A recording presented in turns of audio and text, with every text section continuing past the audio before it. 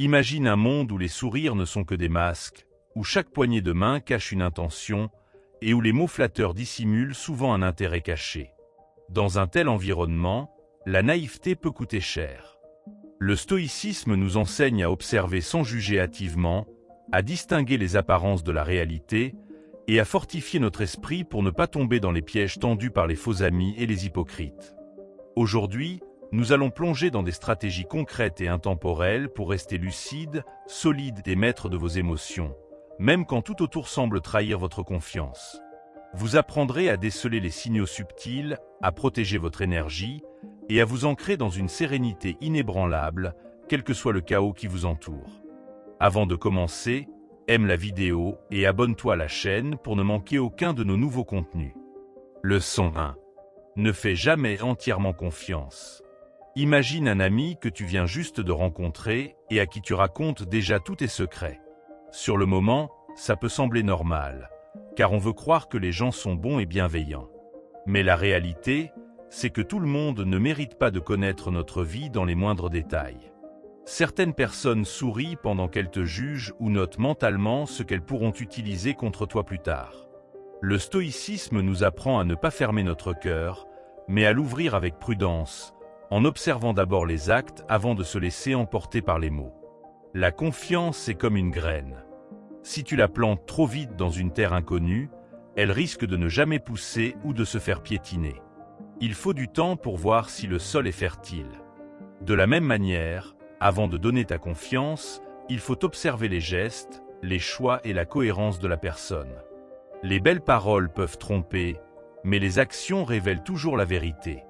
C'est une leçon dure à accepter, surtout si tu es quelqu'un qui aime voir le meilleur chez les autres. Ne pas faire confiance immédiatement ne veut pas dire vivre dans la peur ou se couper du monde. Cela signifie simplement construire un pont solide avant de le traverser.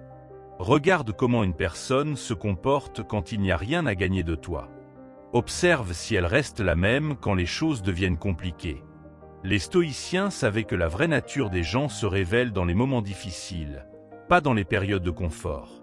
Parfois, c'est notre envie d'être accepté qui nous pousse à ouvrir les portes trop tôt.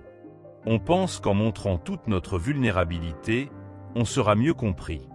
Mais certaines personnes ne cherchent pas à comprendre, elles cherchent à profiter. C'est pourquoi il est essentiel d'apprendre à poser des limites dès le départ. Les limites ne repoussent pas les bonnes personnes, elles filtrent les mauvaises. Si quelqu'un insiste pour que tu lui fasses confiance rapidement, pose-toi la question, pourquoi cette urgence ? La confiance se construit comme une maison, brique après brique. On ne peut pas habiter dans une maison qui n'a pas encore de fondation. De la même façon, on ne peut pas s'appuyer sur quelqu'un dont on ne connaît pas encore la solidité. Le stoïcisme nous invite à être lucide, même quand notre cœur voudrait courir plus vite que notre raison. Souviens-toi qu'il n'est pas nécessaire de tout dire. Les silences protègent parfois mieux que les murs les plus épais. Tu peux partager des petits morceaux de toi et voir comment ils sont accueillis. Une personne digne de confiance prendra soin de ses confidences, même si elles sont insignifiantes. Si elle les tourne en ridicule ou les utilise contre toi, tu auras ta réponse sans avoir mis en danger ce qui est vraiment précieux pour toi. Apprendre à doser sa confiance, c'est aussi apprendre à mieux se connaître. En observant les autres, on apprend aussi à voir nos propres faiblesses, nos envies de plaire, nos peurs d'être rejeté. Le stoïcisme enseigne que celui qui se connaît lui-même devient moins facile à tromper. Car la vraie protection ne vient pas seulement de ce que tu caches, mais de ce que tu comprends sur toi et sur le monde. Il y a des gens qui peuvent entrer dans ta vie et y rester longtemps sans jamais te trahir. Mais ils sont rares, et c'est ce qui les rend précieux. Pour les trouver, il faut de la patience et une observation attentive. Une confiance donnée lentement est plus solide et plus difficile à briser. Elle repose sur des preuves, pas sur des promesses. En fin de compte, la confiance n'est pas un cadeau que l'on offre à la légère, c'est une reconnaissance que l'on accorde à quelqu'un qui a su la mériter. Et même dans ce cas, il faut savoir garder une part de vigilance, non pas pour vivre dans la suspicion, mais pour rester maître de notre paix intérieure. Car si cette paix dépend des autres, elle sera fragile. Le stoïcisme nous rappelle que nous ne pouvons pas contrôler les intentions des autres, mais nous pouvons contrôler notre ouverture. Donne, mais avec mesure. Aime, mais avec lucidité. Et surtout, avance en sachant que la prudence n'est pas de la froideur.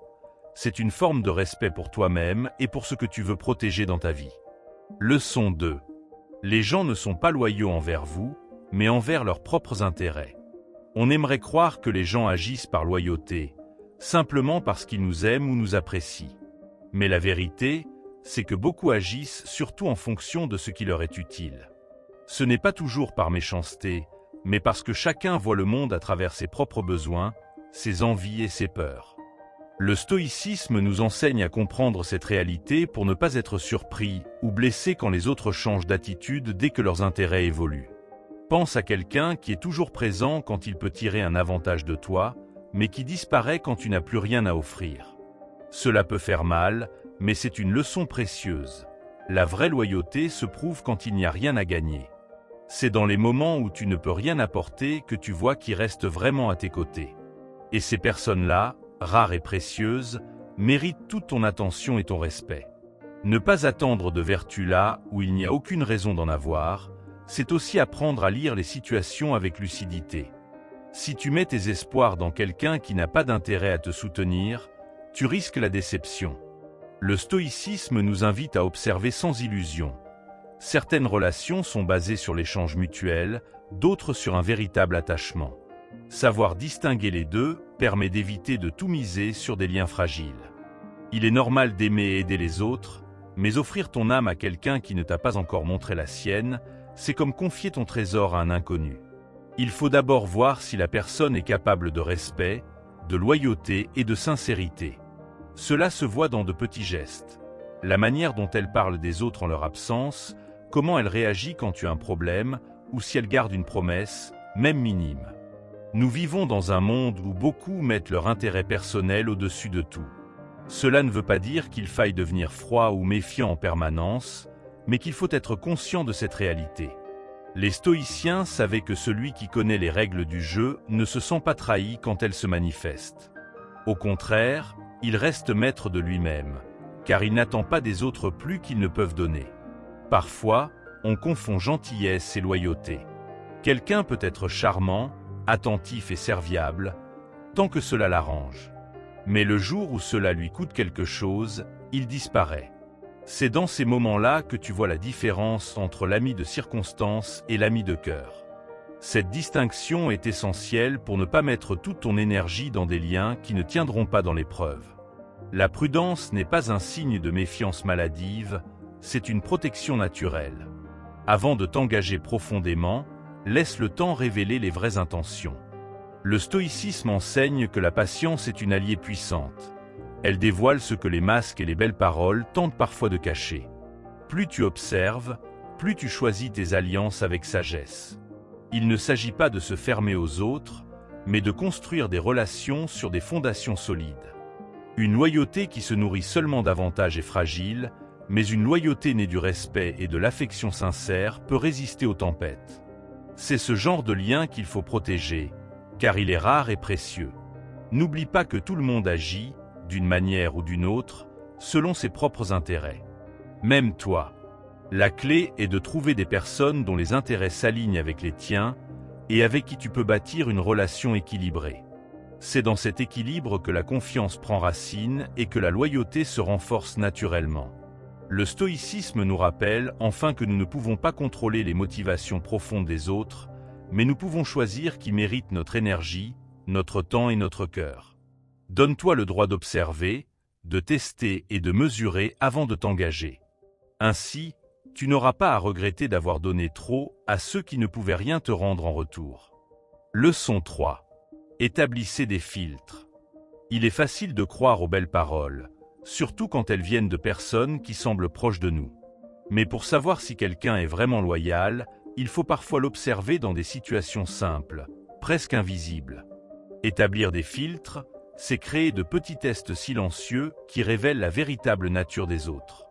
Ce n'est pas de la manipulation, c'est une manière de se protéger sans avoir à subir de grandes trahisons. Le stoïcisme nous enseigne que mieux vaut voir la vérité tôt, même si elle dérange, que vivre dans une illusion qui finira par nous briser. Un filtre peut être aussi discret qu'une petite demande d'aide quand il n'y a rien à gagner en retour. Ou encore, partager une information mineure pour voir si elle reste confidentielle. Ces situations ne sont pas des pièges, mais des occasions pour l'autre de montrer son respect et sa fiabilité. Les gens loyaux passent ces tests sans même s'en rendre compte, car leur nature est d'agir correctement, même quand personne ne les regarde. Quand un filtre révèle que quelqu'un n'est pas digne de confiance, la première réaction est souvent la déception. On se sent trahi, parfois même humilié. Mais il faut comprendre que c'est en réalité une victoire silencieuse. Mieux vaut découvrir tôt un manque de loyauté que de le payer cher plus tard. Le stoïcisme nous pousse à accueillir ces déceptions comme des leçons, pas comme des défaites. Elles nous donnent des yeux plus clairs et un cœur plus vigilant. Transformer la déception en apprentissage, c'est refuser de sombrer dans l'amertume. Si chaque trahison te rend plus dur, tu finiras par te fermer complètement. L'idée n'est pas de se barricader, mais de devenir plus sélectif. Comme un jardinier qui retire les mauvaises herbes pour laisser pousser les bonnes plantes, tu élimines ce qui te nuit afin de donner plus de place à ce qui mérite ton attention. Tester la loyauté ne signifie pas vivre dans une paranoïa constante. Il ne s'agit pas de suspecter tout le monde, mais d'être attentif aux signaux. Quelqu'un qui ne respecte pas une petite promesse aura du mal à tenir une grande. Quelqu'un qui fuit quand tu as besoin d'aide aura peu de chances de rester dans les tempêtes. Les filtres sont là pour révéler ces comportements avant qu'ils ne te coûtent trop cher. Les stoïciens savaient que la prudence est une forme de sagesse. Elle te permet de donner sans te vider, d'aimer sans te perdre. Si tu sais qui mérite ton énergie, tu peux investir pleinement dans ces relations sans crainte de tomber de haut. Et cela n'arrive que si tu as pris le temps de filtrer et d'observer. Il y aura toujours des personnes qui échoueront à tes tests silencieux. Ce n'est pas grave. Cela ne veut pas dire qu'elles soient mauvaises, seulement qu'elles ne sont pas faites pour avoir accès aux parties les plus fragiles de ta vie. Tout le monde ne peut pas entrer dans le cercle le plus proche, et c'est ainsi que tu préserves ta paix intérieure. Un bon filtre te permet aussi de voir comment quelqu'un réagit face à l'inconfort. Les liens solides se construisent dans les moments où il n'y a pas de bénéfice immédiat. Si une personne reste présente dans ces moments-là, elle montre que sa loyauté ne dépend pas seulement de ce qu'elle reçoit. Ce sont ces comportements silencieux qui parlent plus fort que les déclarations d'amitié ou d'amour. Chaque fois qu'un filtre te montre une vérité désagréable, note mentalement ce que tu as appris. Pas pour ressasser la blessure, mais pour éviter de répéter les mêmes erreurs. Le stoïcisme enseigne que la douleur n'a de sens que si elle devient une source de clarté. Sinon, elle n'est qu'un poids inutile que l'on traîne derrière soi. Au final, établir des filtres et apprendre de chaque déception, c'est construire un bouclier invisible. Ce bouclier ne t'empêche pas de vivre pleinement, mais il te protège des coups évitables. Ainsi, tu avances avec confiance, sachant que ton entourage est fait de personnes qui ont déjà prouvé, par leurs actes, qu'elles méritent leur place dans ta vie. Leçon 4. L'hypocrisie est un art. L'hypocrisie est peut-être l'une des armes les plus silencieuses et les plus dangereuses. Elle ne frappe pas de face, elle se glisse dans les gestes, les sourires et les paroles rassurantes. Ceux qui la pratiquent savent parfaitement paraître sincères. Ils peuvent te féliciter, te soutenir en public, mais en privé, leurs pensées et leurs intentions sont bien différentes. Le stoïcisme nous invite à ne pas juger uniquement sur les apparences, car le masque peut être plus solide que le visage qui se cache derrière. Les hypocrites ne se présentent pas comme des ennemis. Au contraire, ils se placent souvent près de toi, là où ils peuvent gagner ta confiance. Ils observent tes forces, mais surtout tes faiblesses. Chaque geste amical peut cacher un calcul. Chaque conseil peut avoir un double sens. Leur but n'est pas toujours de te détruire. Parfois c'est simplement d'obtenir ce qu'ils veulent, même si cela implique de te sacrifier. Ce qui rend l'hypocrisie si dangereuse, c'est qu'elle s'appuie sur notre besoin de croire aux liens humains. On a envie de penser que ceux qui se disent nos alliés le sont vraiment. Mais comme le rappelle le stoïcisme, il faut évaluer les actes sur la durée et non se laisser convaincre par l'intensité d'un moment. Un hypocrite peut tenir un rôle pendant longtemps si cela lui apporte des avantages. Les maîtres du déguisement émotionnel savent adapter leur visage à chaque situation. Avec toi, ils peuvent jouer la compréhension, avec d'autres, ils peuvent te critiquer. Leur art consiste à ne jamais laisser les deux mondes se croiser. C'est pourquoi ils sont difficiles à repérer. Ils travaillent dans l'ombre et souvent, ils ne se révèlent qu'une fois le mal fait. Pour se protéger, il faut apprendre à observer au-delà des mots. Les incohérences sont souvent les fissures du masque. Quelqu'un qui parle de loyauté mais qui ne défend jamais un absent. Quelqu'un qui dit t'aimer mais minimise toujours tes réussites. Ce sont de petits signes, presque invisibles, mais qui, mis bout à bout, révèlent la vérité. Les stoïciens savaient que l'émotion peut nous aveugler. Si tu veux voir la réalité, il faut calmer le cœur et observer avec lucidité. L'hypocrisie prospère dans la précipitation et la confiance aveugle. Prends le temps de comprendre les véritables motivations de ceux qui t'entourent, même si cela demande de mettre de côté le confort d'une illusion rassurante. Il faut aussi accepter que certains hypocrites ne sont pas faciles à éviter. Parfois, ils font partie de ton environnement professionnel, familial ou social. Le but n'est pas toujours de les exclure, mais de savoir quelle distance garder.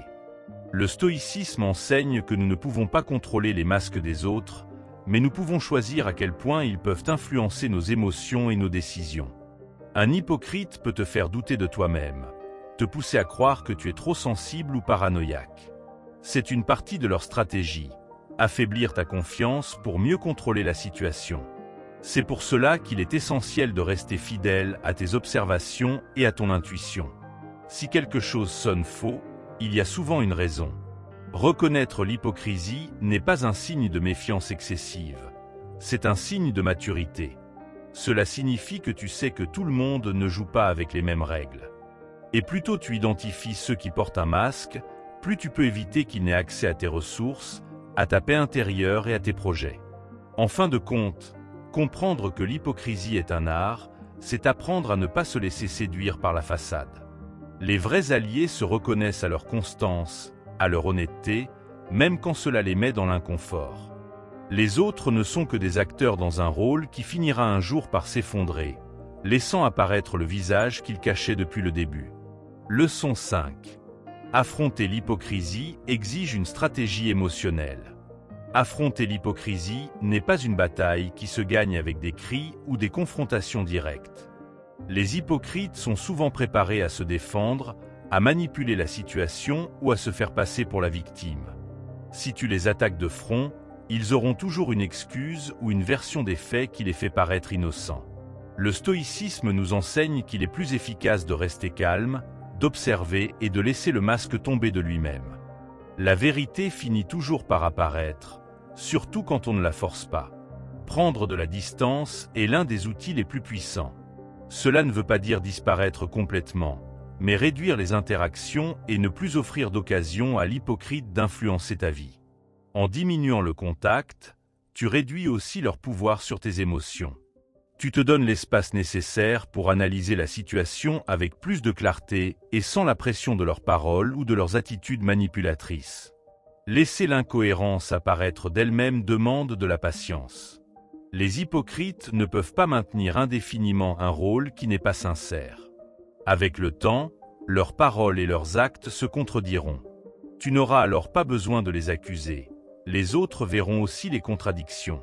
Cette exposition naturelle est souvent plus efficace qu'une confrontation, car elle ne te met pas en position d'agresseur. Pour réussir à garder cette patience, il faut apprendre à ne pas dépendre émotionnellement d'eux. Si ton bien-être repose sur leur approbation ou leur reconnaissance, ils auront toujours un levier pour t'atteindre.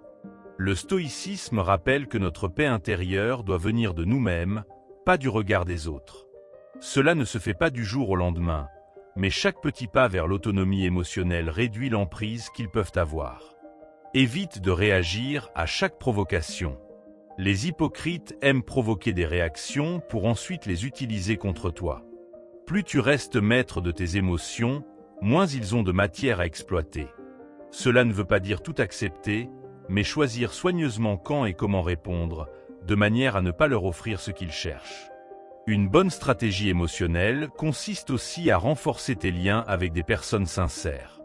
Plus ton entourage est solide, moins l'influence des hypocrites peut t'atteindre. Ces relations saines servent de repère et te rappellent que l'authenticité existe, même si elle est rare. Elles t'aident à ne pas perdre confiance dans les autres à cause de quelques individus toxiques. Garde toujours un œil sur les faits concrets.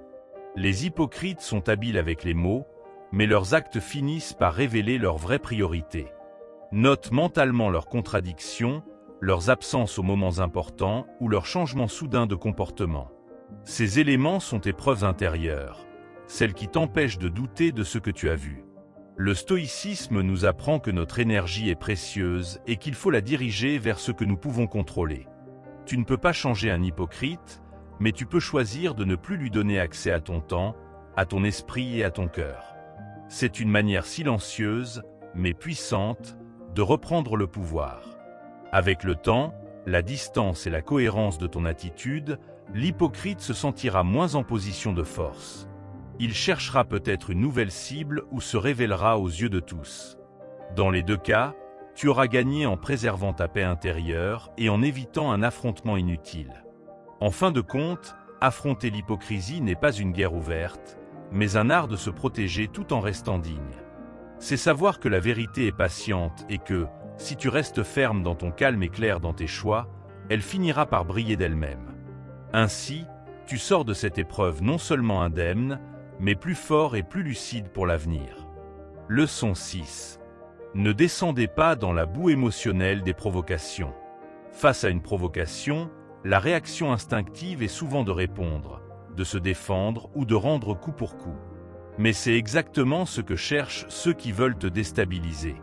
Ils savent que la colère brouille l'esprit et pousse à dire ou faire des choses que l'on regrette ensuite. Le stoïcisme enseigne que garder son calme n'est pas une faiblesse, mais une forme de puissance. Quand tu restes silencieux, tu refuses de jouer leur jeu et tu conserves le contrôle. Ne pas descendre dans la boue émotionnelle signifie refuser de te salir avec les mêmes armes que ton adversaire. Si tu cries, si tu te mets en colère, tu lui donnes la satisfaction de voir qu'il a atteint son objectif. Au contraire, le silence désarme.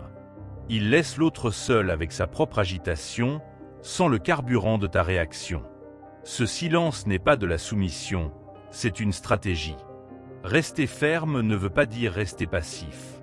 Cela veut dire maintenir ta position, tes valeurs et tes limites, sans tomber dans le piège de l'émotion brute.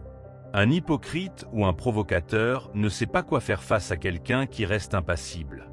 Peu à peu, il perd de l'énergie, car son arme principale est inefficace. Quand tu ignores une provocation, tu brises la chaîne de réaction que l'autre voulait créer. Au lieu d'une escalade de tension, il n'obtient qu'un mur calme et infranchissable. Et c'est ce contraste entre son agitation et ta tranquillité qui finit par l'affaiblir. Le stoïcisme rappelle que la maîtrise de soi est l'outil le plus sûr pour gagner une bataille sans même la livrer. Il faut comprendre que répondre à la colère par la colère te met au même niveau que celui qui t'attaque. Et dans cette boue émotionnelle, il est souvent plus à l'aise que toi, car il y vit depuis longtemps. Refuser de descendre, c'est rester sur un terrain où tu es plus fort, celui de la clarté, de la logique et de la patience. Le silence, bien utilisé, oblige l'autre à se révéler. Privé de réaction, il devra soit abandonner, soit pousser plus loin ses excès, et c'est souvent à ce moment-là que les autres autour de vous voient sa vraie nature. Tu n'as pas besoin de te salir les mains pour que la vérité apparaisse. Cela ne veut pas dire accepter l'injustice ou laisser passer un comportement toxique. Cela signifie choisir le moment et la manière de répondre. Parfois, la meilleure réponse n'est pas immédiate, mais mûrie à froid, quand l'émotion ne dicte plus tes mots. C'est ainsi que tu gardes l'avantage et que tu agis avec lucidité. Plus tu t'entraînes à rester calme sous la provocation, plus tu renforces ta résistance émotionnelle. Tu deviens moins vulnérable aux tentatives de manipulation, car tu sais que ton état d'esprit dépend de toi, et non des gestes des autres. Le stoïcisme nous enseigne que c'est là la vraie liberté, ne pas être l'esclave de ses impulsions. Ne pas réagir, ce n'est pas ignorer ce qui se passe. C'est observer, analyser et choisir la réponse la plus efficace au bon moment. C'est comme dans un jeu d'échecs. Chaque mouvement compte, et perdre son calme, c'est perdre des pièces précieuses. En fin de compte, celui qui garde son calme gagne plus que la bataille du moment. Il conserve sa dignité, sa clarté et sa force intérieure. Et souvent, il obtient une victoire silencieuse. Voir la provocation s'effondrer toute seule, comme un feu qui s'éteint faute de combustible. Un provocateur compte toujours sur ta réaction pour alimenter le conflit. Si tu restes calme, il est forcé de faire face à son propre vide, car sans adversaire, sa stratégie perd toute sa force. Cette absence de réponse peut sembler difficile au début, surtout si tu as l'impression que rester silencieux revient à accepter l'injustice. Pourtant, le stoïcisme nous apprend que le véritable pouvoir se trouve dans le choix de nos réponses. Chaque fois que tu retiens une réaction impulsive, tu renforces ta capacité à agir avec discernement plutôt qu'avec émotion. C'est ainsi que tu déjoues les plans de ceux qui cherchent à te pousser hors de toi. Le silence est souvent perçu comme une faiblesse par ceux qui ne comprennent pas la maîtrise de soi. Mais en réalité, c'est un langage puissant, capable d'exprimer plus que 1000 mots. En refusant d'entrer dans un échange destructeur, tu montres que ton énergie est trop précieuse pour être gaspillée. Cette posture oblige l'autre à se confronter à son propre comportement, car il n'a plus de réaction sur laquelle s'appuyer. Le stoïcisme insiste sur cette idée. La force n'est pas dans le bruit, mais dans la stabilité intérieure. Garder le silence ne veut pas dire rester inactif. Pendant que l'autre s'agite, tu observes, tu analyses et tu prépares une réponse réfléchie si elle devient nécessaire. Cette distance émotionnelle te permet de voir les choses avec plus de clarté et de ne pas te laisser entraîner par la colère. Un provocateur cherche à t'arracher à toi-même, à t'éloigner de ton calme. Si tu restes centré, il perd son terrain d'avantage. Tu deviens alors un mur infranchissable contre lequel ses attaques viennent se briser. Il est important de comprendre que répondre sur le même ton qu'un provocateur, c'est jouer selon ses règles. Et ces règles sont conçues pour te faire perdre. Dans ce terrain boueux, il a l'habitude de manipuler les mots, de tourner la situation à son avantage et de te faire passer pour l'agresseur. Le stoïcisme nous pousse à rester sur notre propre terrain, celui de la logique et de la maîtrise, là où il ne peut pas nous suivre sans perdre ses armes. En restant calme, tu le forces à sortir de son rôle et à se dévoiler. Le provocateur s'attend à voir des signes de faiblesse, haussement de ton, gestes brusques, paroles irréfléchies. Chacun de ces signes lui donne une ouverture pour s'engouffrer et renforcer son contrôle sur la situation. En refusant de lui offrir cette satisfaction, tu inverses la dynamique. C'est lui qui se fatigue, qui s'énerve et qui commet des erreurs visibles aux yeux des autres. Ainsi, ton silence devient un outil stratégique qui use ton adversaire sans que tu aies besoin de lever le petit doigt. Rester calme dans la provocation demande un entraînement. C'est un muscle mental qui se renforce avec le temps.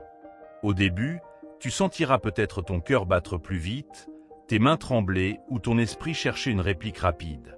Mais si tu résistes à cette impulsion et que tu respires profondément, tu verras que l'envie de réagir s'estompe peu à peu.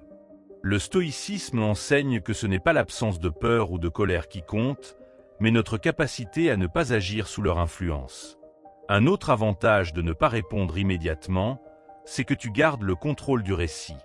Celui qui se précipite dans un échange émotionnel perd souvent la clarté de ses arguments et laisse l'autre diriger la conversation. En prenant le temps, tu choisis quand et comment répondre, en évitant les pièges. Parfois, la meilleure réponse est différée, donnée à un moment où elle aura plus d'impact et moins de risque de se retourner contre toi. La maîtrise émotionnelle est comme un bouclier invisible. Elle ne se voit pas toujours de l'extérieur, mais elle protège ton esprit des coups qui cherchent à te blesser. Quand un provocateur voit que ses mots ne pénètrent pas, il perd l'envie de continuer.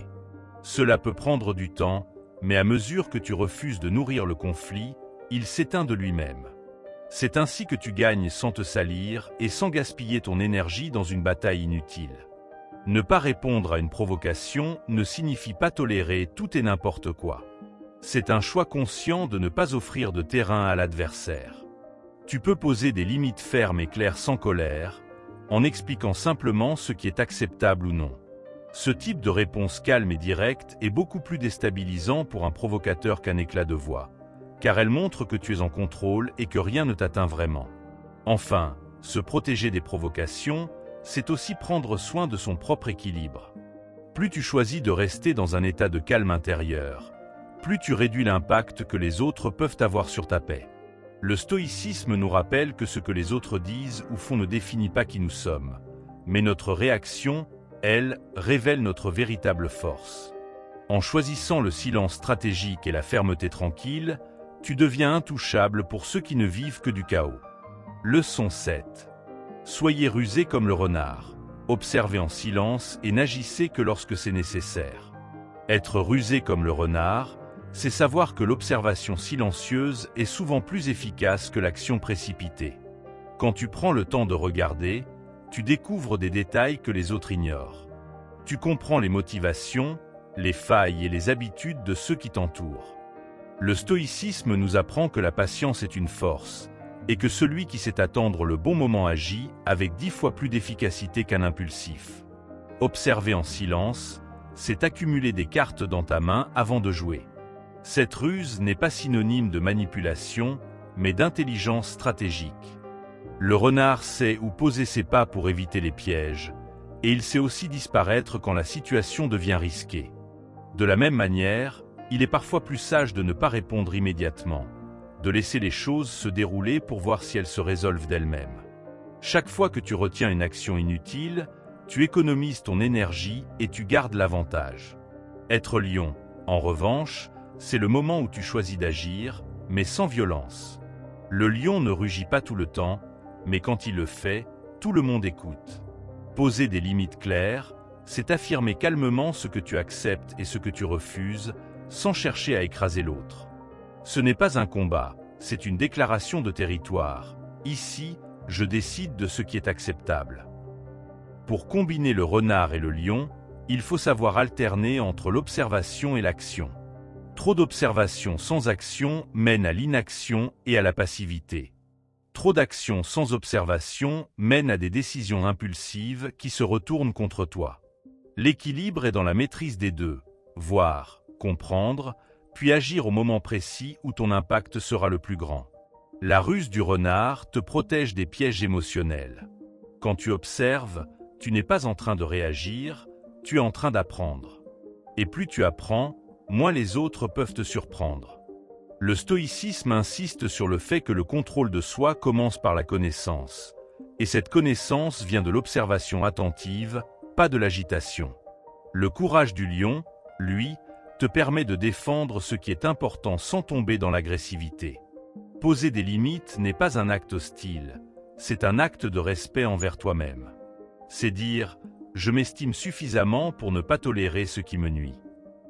Cette attitude inspire souvent plus de respect qu'une confrontation bruyante. Observer en silence ne signifie pas se taire éternellement. Cela veut dire attendre que les mots ou les gestes aient un vrai poids. Quand tu parles après un long silence, ton message a plus d'impact. Les autres comprennent que si tu interviens, c'est que la situation l'exige vraiment. Le renard économise ses forces, et le lion les concentre pour frapper au bon endroit. Être rusé comme le renard, c'est aussi savoir dissimuler ses intentions.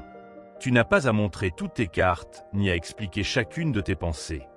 Garde certaines choses pour toi, car ce qui reste invisible ne peut pas être attaqué. Le stoïcisme enseigne que notre paix intérieure est un jardin que nous devons protéger des intrus.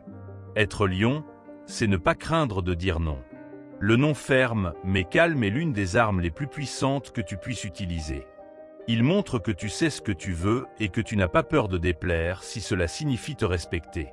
C'est un rugissement silencieux qui impose le respect. En fin de compte, être renard et lion à la fois, c'est vivre avec vigilance et assurance. C'est ne pas gaspiller ton énergie dans des batailles inutiles, mais être prêt à défendre fermement ton espace quand c'est nécessaire. Cette alternance te rend imprévisible pour ceux qui cherchent à te nuire et te permet de rester maître de ton chemin, quoi qu'il arrive. La ruse du renard commence par l'art d'écouter plus que de parler, car chaque parole de l'autre peut contenir une vérité ou une faiblesse que tu peux utiliser plus tard pour te protéger.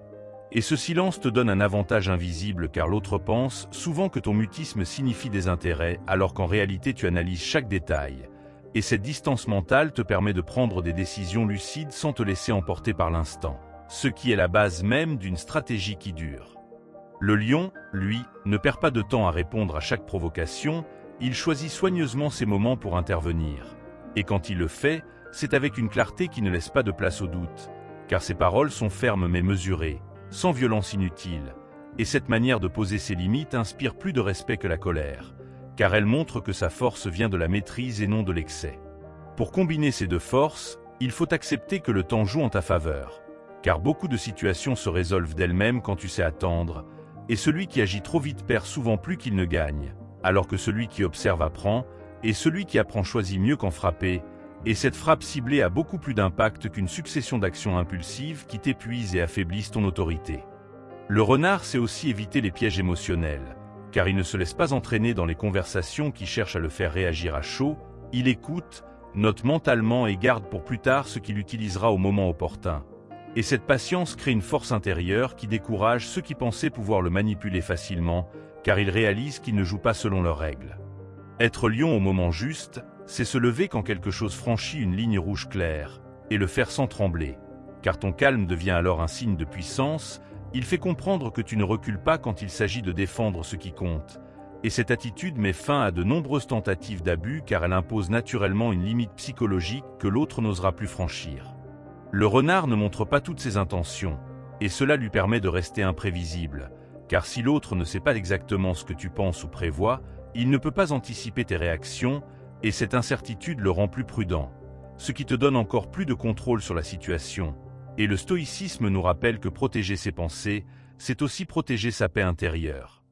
Un lion n'a pas besoin de rugir pour être respecté, parfois c'est sa simple présence et sa posture qui suffisent, car il se tient droit, regarde en face et ne baisse pas les yeux, et cette assurance tranquille envoie un message clair. Tu sais qui tu es et tu ne te laisses pas intimider. Et ceux qui cherchent à tester tes limites comprennent rapidement qu'ils perdraient plus qu'ils ne gagneraient à insister. Le renard comprend que tout mouvement doit avoir un but précis, et il n'agit jamais pour prouver quelque chose, seulement pour atteindre un objectif clair, car chaque action inutile affaiblit ta position et révèle tes cartes, alors qu'une action bien choisie peut changer complètement le rapport de force. Même si elle semble minime aux yeux des autres, c'est cette précision qui fait la différence. Être lion signifie aussi protéger les autres quand c'est nécessaire, car défendre un allié avec calme et fermeté renforce ton image et ta crédibilité, et cela montre que tes limites ne servent pas seulement à te protéger toi, mais aussi à préserver ce qui est juste, et ce type d'intervention marque les esprits plus qu'une réaction impulsive, car elle prouve que ta force est guidée par des principes solides. Enfin, le parfait équilibre entre le renard et le lion, c'est savoir que la ruse et la force peuvent coexister harmonieusement, que l'observation et l'action se complètent, et que tu n'as pas besoin de choisir entre la discrétion et l'affirmation, car les deux sont nécessaires pour avancer sans te laisser écraser, et ceux qui maîtrisent cet art deviennent inaccessibles aux attaques ordinaires, car ils savent toujours quand se taire et quand agir. Leçon 8. La douleur et la trahison forgent le caractère. La douleur et la trahison ont ce pouvoir étrange de nous briser et de nous construire en même temps. Quand quelqu'un nous trahit, notre premier réflexe est souvent de nous demander pourquoi, de chercher à comprendre ce que nous avons fait de mal. Mais la vérité, c'est que la trahison parle plus de l'autre que de nous. Le stoïcisme nous apprend à ne pas gaspiller notre énergie, à chercher des explications dans le chaos émotionnel des autres. Ce qui compte, c'est ce que nous faisons de cette blessure et comment nous la transformons en une force qui nous rend plus stables et plus clairs dans nos choix. Le détachement émotionnel ne veut pas dire devenir froid ou insensible. C'est plutôt l'art de ne pas laisser les actions des autres dicter notre état d'esprit. Cela signifie que tu peux ressentir la douleur, mais choisir de ne pas la laisser contrôler ta vie. Le stoïcisme insiste sur le fait que la paix intérieure vient de ce que tu contrôles, et non de ce que les autres t'offrent ou te retirent. C'est comme fermer une porte au vent. Le vent souffle toujours dehors, mais il ne t'atteint plus de la même manière. Vivre en paix sans chercher l'approbation des autres est une libération profonde. Tant que tu attends qu'on valide tes choix, tes paroles ou tes actes, tu donnes ton pouvoir à ceux qui peuvent te l'accorder ou te le refuser. Le jour où tu comprends que ta valeur ne dépend pas d'un regard extérieur, tu commences à vivre selon tes propres principes. Et paradoxalement, c'est souvent à ce moment-là que les gens te respectent le plus, car ils sentent que tu ne cherches pas à les séduire ou à les convaincre. Mais se détacher ne signifie pas fermer son âme. Au contraire, il s'agit de la protéger pour pouvoir continuer à aimer et à faire confiance, mais avec discernement. Si chaque trahison nous rend plus amers et plus méfiants, alors nous perdons ce qui nous rend humains. Le stoïcisme nous rappelle qu'on peut garder un cœur ouvert, tout en sachant mettre des frontières claires pour éviter que les blessures ne se répètent. La trahison est une épreuve qui agit comme un filtre. Elle révèle qui mérite une place dans notre vie et qui n'est là que par intérêt. C'est un processus douloureux, mais nécessaire, car il nous débarrasse des illusions.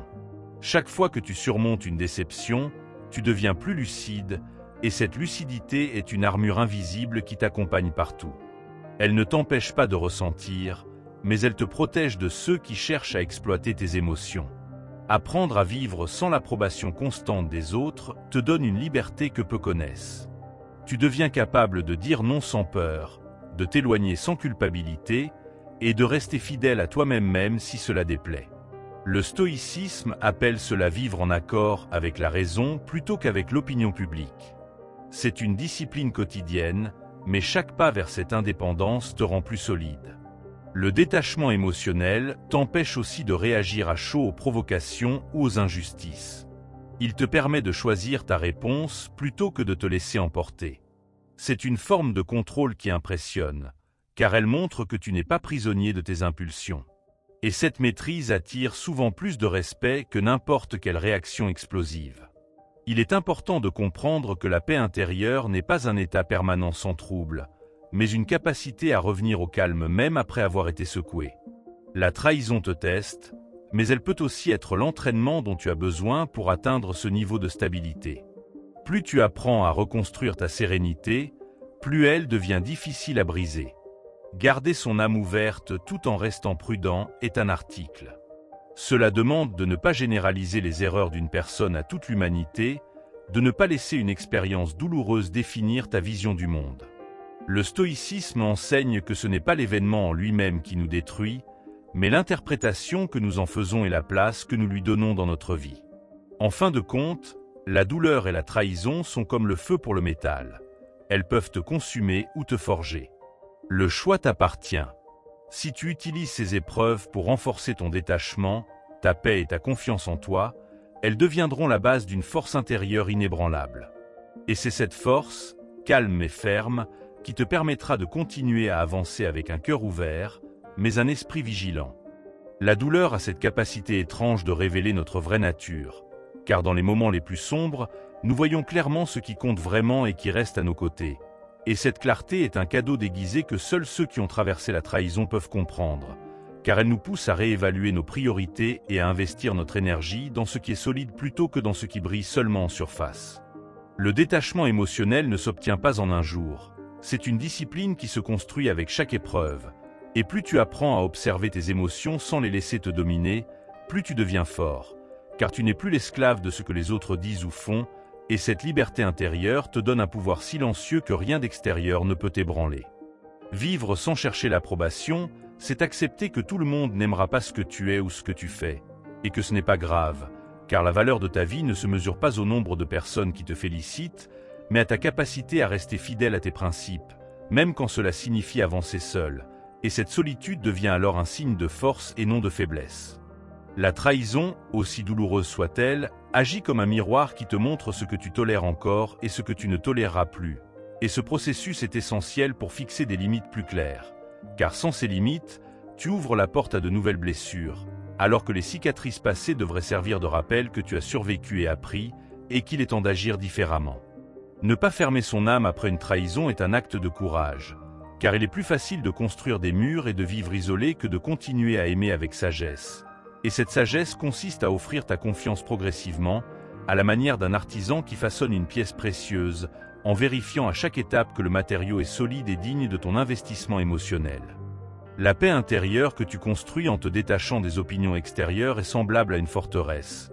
Mais ce n'est pas une prison, car ces portes restent ouvertes pour ceux qui viennent avec sincérité, et cette ouverture sélective te permet de profiter de la chaleur humaine sans te laisser brûler par ceux qui apportent le chaos, et c'est dans cet équilibre que réside la véritable liberté. Chaque trahison que tu surmontes devient un entraînement mental, une preuve que tu peux endurer et reconstruire. Et plus tu traverses ces tempêtes en restant fidèle à toi-même, plus tu deviens résistant, car tu sais que rien d'extérieur ne peut vraiment t'abattre si ton centre reste intact, et cette certitude te rend inébranlable aux yeux des autres.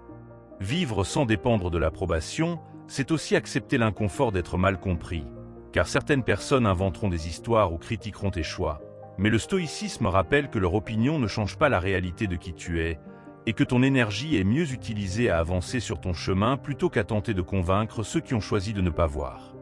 Le détachement émotionnel ne signifie pas que tu ne ressens rien, mais que tu choisis quand et comment exprimer tes émotions, de manière à ce qu'elles servent ta paix plutôt que de la détruire.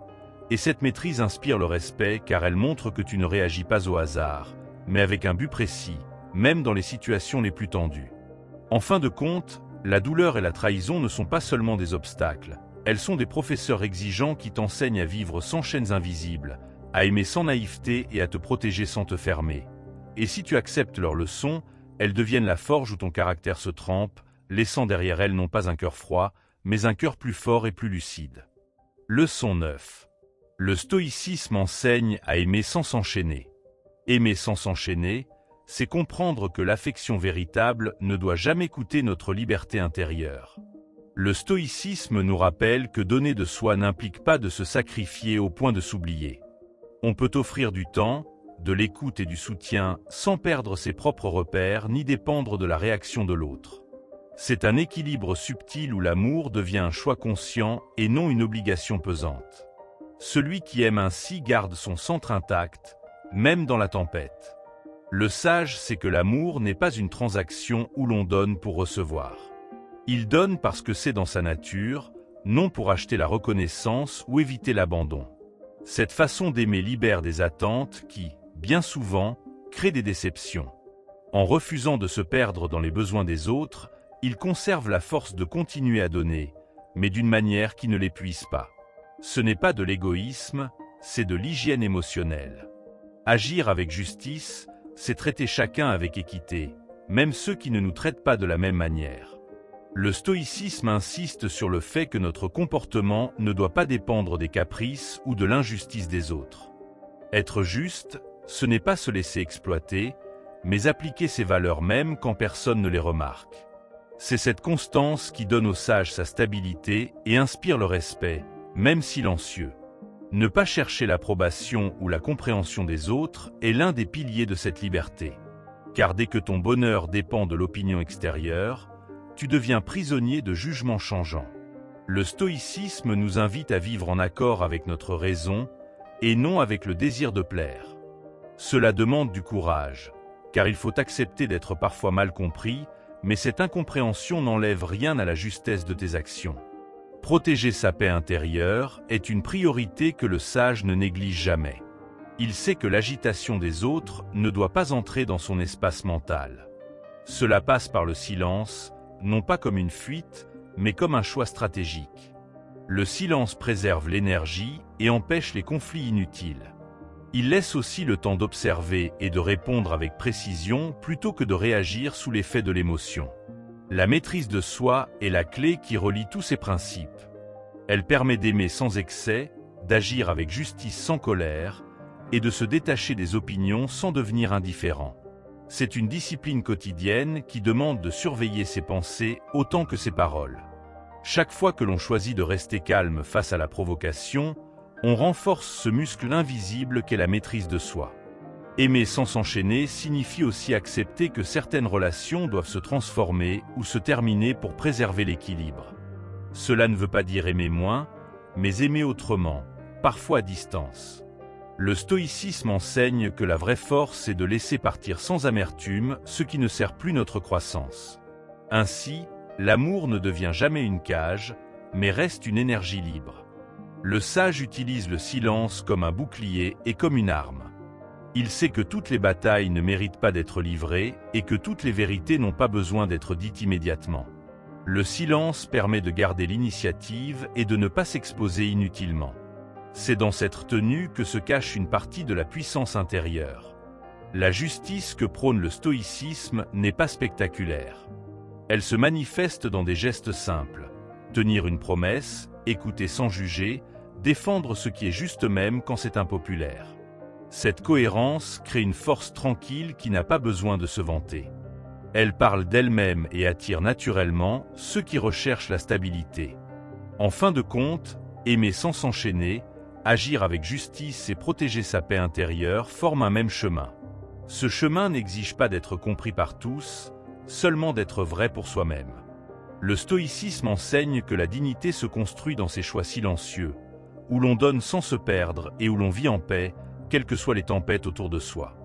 Aimer sans s'enchaîner demande de savoir où s'arrête ton espace et où commence celui de l'autre. Car si tu confonds les deux, tu finis par porter des fardeaux qui ne t'appartiennent pas, et cette confusion épuise ton énergie jusqu'à t'éloigner de toi-même. Alors que garder des frontières claires te permet de continuer à offrir ton soutien sans perdre ton équilibre. Le silence, dans ce contexte, devient un allié puissant car il t'aide à éviter les réactions impulsives qui pourraient blesser ou te faire regretter. Et il te donne le temps de filtrer tes paroles pour qu'elles soient utiles plutôt que destructrices, transformant chaque échange en une action réfléchie plutôt qu'en une explosion émotionnelle qui ne résout rien. La maîtrise de soi, elle, est ce qui empêche ton amour de se transformer en dépendance, car elle t'oblige à vérifier si tes gestes viennent d'un choix libre ou d'un besoin de reconnaissance, et cette vérification constante maintient ta dignité, te rappelant que tu es responsable de ton état intérieur et que personne ne devrait en avoir la clé. Ne pas chercher l'approbation des autres, c'est accepter de décevoir parfois. Et cette acceptation libère car elle t'empêche de te suradapter au point de devenir méconnaissable, te permettant de rester fidèle à tes valeurs même si cela signifie marcher seul un moment, sachant que la solitude temporaire vaut mieux qu'une foule qui te veut différent. Agir avec justice sans dépendre du regard extérieur est un acte qui exige du courage. Car il est plus facile de plaire que de rester droit quand la vérité dérange, mais c'est dans ces moments que ton intégrité prend toute sa valeur. Et cette constance, même silencieuse, finit par imposer le respect à ceux qui savent t'observer. Protéger ta paix intérieure veut dire refuser de laisser l'agitation extérieure envahir ton esprit. Et cela passe par des choix simples comme éviter certaines discussions stériles ou certaines présences toxiques. Car chaque fois que tu dis non à ce qui trouble ton calme, tu dis oui à ta force et à ta clarté d'esprit. Aimer sans se perdre, c'est aussi garder la conscience que tu peux vivre pleinement même si l'autre ne répond pas comme tu l'espères, car ta satisfaction ne dépend pas de son comportement. Et cette autonomie émotionnelle fait de toi quelqu'un qui choisit d'aimer, et non quelqu'un qui a besoin d'aimer pour se sentir entier. La justice, dans cette vision stoïcienne, n'est pas une recherche de perfection mais un engagement constant à agir de façon alignée, même dans les petites choses du quotidien. Et cette régularité construit un socle de confiance. Car les autres savent que tes gestes viennent d'une conviction sincère et non d'un calcul pour obtenir quelque chose en retour. Le silence sert aussi de filtre, car il révèle rapidement qui respecte tes limites et qui cherche à les franchir. Et ceux qui se sentent offensés par ton calme dévoilent souvent qu'ils comptaient sur tes réactions pour te manipuler, alors que ceux qui comprennent ton silence prouvent qu'ils peuvent coexister dans le respect mutuel. En définitive, aimer sans s'enchaîner, c'est être capable de donner avec générosité tout en restant maître de soi, de poser des limites sans colère et de choisir la paix même face à l'incompréhension. Car cette combinaison te permet de rester ouvert au monde tout en gardant intact ton espace intérieur, là où personne ne peut te voler ta liberté. Leçon 10. La véritable vengeance n'est pas d'humilier ou de rendre la trahison. La véritable vengeance n'est pas dans le bruit ni dans la confrontation directe, mais dans le silence de celui qui refuse de s'arrêter malgré les blessures. Ceux qui ont voulu ta chute s'attendent à te voir briser, à ce que ta vie s'effondre sous le poids de la douleur. Mais le stoïcisme enseigne que la meilleure réponse est de continuer à avancer, de construire pierre après pierre une existence encore plus solide, comme un arbre qui pousse plus fort après la tempête. Cette progression calme est une victoire que rien ni personne ne peut effacer. Rendre la trahison ou humilier celui qui t'a fait du mal ne fait que t'enchaîner à lui. Tant que tu cherches à te venger de manière directe, tu lui donnes encore du pouvoir sur toi. La vraie libération vient quand tu n'agis plus en fonction de sa présence ou de ses actes, mais uniquement selon tes propres valeurs. C'est à ce moment-là que tu passes du rôle de victime à celui de maître de ton destin. Ne pas devenir dur est un choix difficile après une trahison. La tentation est grande de se fermer, de construire des murs pour ne plus jamais souffrir. Mais la dureté enferme et isole, alors que la sagesse ouvre et protège. Le stoïcisme nous rappelle que la force ne réside pas dans le fait d'éteindre ses émotions, mais dans la capacité à les guider pour qu'elles servent notre croissance au lieu de nous détruire. Transformer la douleur en force commence par l'accepter. Faire semblant que rien ne s'est passé ou enfouir la blessure ne la guérit pas. Il faut la regarder en face, comprendre ce qu'elle révèle sur nous, sur nos limites, sur nos attentes. C'est ce travail intérieur qui transforme une expérience amère en un enseignement précieux. Et cet enseignement devient une arme invisible que personne ne peut nous enlever. Grandir là où d'autres espéraient notre chute, c'est aussi refuser de leur offrir le spectacle de notre effondrement. Cela ne signifie pas prétendre que tout va bien, mais travailler dans l'ombre, en silence, à reconstruire ce qui a été touché. Et un jour, sans avertissement, réapparaître plus fort, plus stable, avec une lumière que rien ne peut ternir. Le stoïcisme enseigne que la paix intérieure est la plus belle des victoires. Si tu restes en paix alors que d'autres s'attendaient à te voir en colère ou désespéré, tu désarmes leur satisfaction. Ils découvrent que leurs actions n'ont pas le pouvoir qu'ils pensaient avoir sur toi, et cette prise de conscience est plus puissante que n'importe quelle revanche directe. Ne pas chercher à humilier est une marque de grandeur. Car en te rabaissant à ce jeu, tu perds ce qui te distingue d'eux. Rester digne, même face à l'injustice, envoie un message clair. Tu refuses de laisser la haine dicter tes choix. C'est une victoire silencieuse mais éclatante, qui inspire plus qu'elle ne détruit. La transformation de la douleur en sagesse se voit dans ta manière de vivre après. Tu deviens plus attentif à qui tu fais entrer dans ta vie, plus rapide à poser des limites, mais aussi plus reconnaissant envers ceux qui prouvent leur loyauté. La trahison t'a rendu plus sélectif, mais elle n'a pas empoisonné ton cœur. C'est cette différence qui montre que tu as grandi au lieu de t'aigrir. Chaque pas que tu fais vers ton propre développement est une réponse à ceux qui t'ont blessé. Ce n'est pas une course pour leur prouver quelque chose, mais un chemin vers toi-même. Et plus tu avances, plus tu comprends que leur opinion n'a plus d'importance. Ce détachement est la marque de celui qui a vraiment gagné. En fin de compte, la véritable vengeance est un art discret. C'est de vivre bien, de s'épanouir, de rester en paix malgré les blessures. C'est de montrer, sans le dire, que rien ni personne ne peut t'empêcher de continuer à grandir. Et dans cette croissance, tu trouves non seulement ta victoire, mais aussi ta liberté. Continuer à grandir malgré la trahison, c'est choisir de transformer chaque blessure en pierre de construction.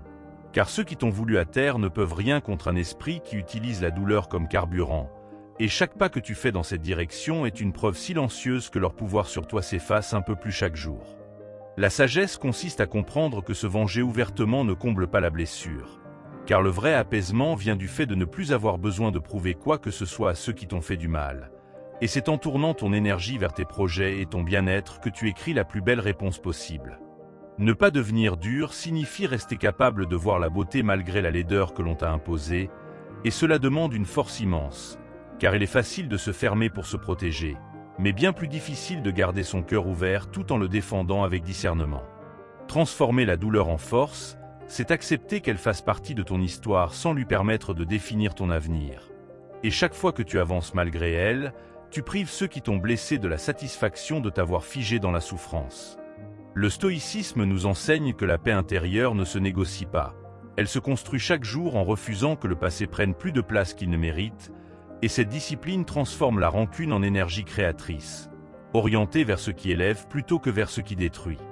Grandir là où on voulait te voir tomber est un acte de résistance silencieuse, car tu ne donnes pas de spectacle, tu ne nourris pas les ragots, tu t'élèves dans le calme, et un jour, ton succès apparaît comme une évidence que personne ne peut nier. La force véritable n'est pas dans la réaction immédiate, mais dans la capacité à se reconstruire patiemment, à s'ancrer dans des valeurs solides et à montrer par la constance que rien ne peut t'empêcher d'avancer vers la vie que tu veux. Refuser d'humilier en retour est un signe de maîtrise, car tu choisis de ne pas t'abaisser au niveau de ceux qui t'ont blessé, et cette hauteur morale devient une barrière invisible qui te protège de leur toxicité.